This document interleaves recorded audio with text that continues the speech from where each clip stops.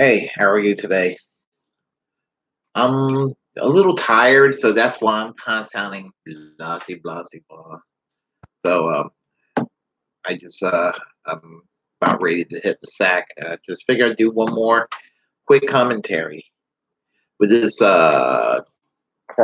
virus and basically the country, shutting down and pretty much the world shutting down as a result of this virus and the social distancing and all of that.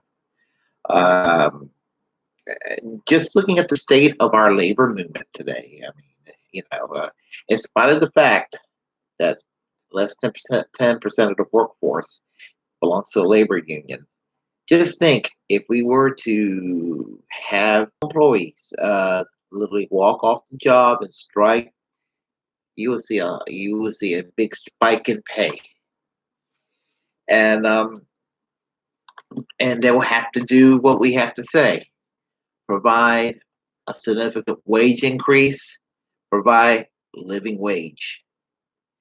We could have a yellow vest movement here in this country, folks.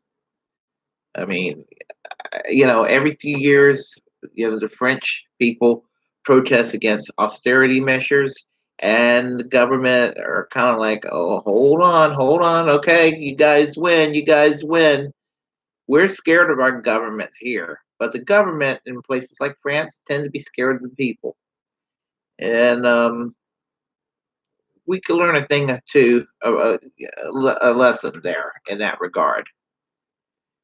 Because I mean, there's got to be a point where this shit's got to stop. Where it's always a race to the bottom, where workers are fucked over and corporations are doing better and better and better among themselves.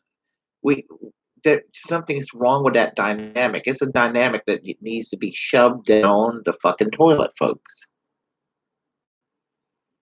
And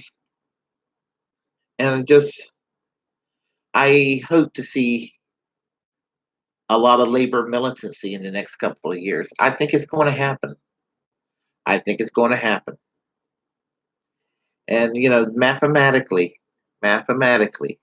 people can't say, well, the unions just ruined the country. Folks, less than 10% of the workforce is unionized. Compare that to 9 out of every 10 workers in Norway, Sweden, and Denmark belonging to a labor union, or in France, which is like a little over 80%. And even the other European countries is even after Margaret Thatcher fucked over the unions in the UK, they're still stronger now than their American counterpart here. And it's not really all that edgy for conservatives to say that they oppose unions anymore. So they change the rhetoric and they'll say, well, unions are okay in the private sector, but we need to get rid of the public sector unions. We don't need any public sector unions.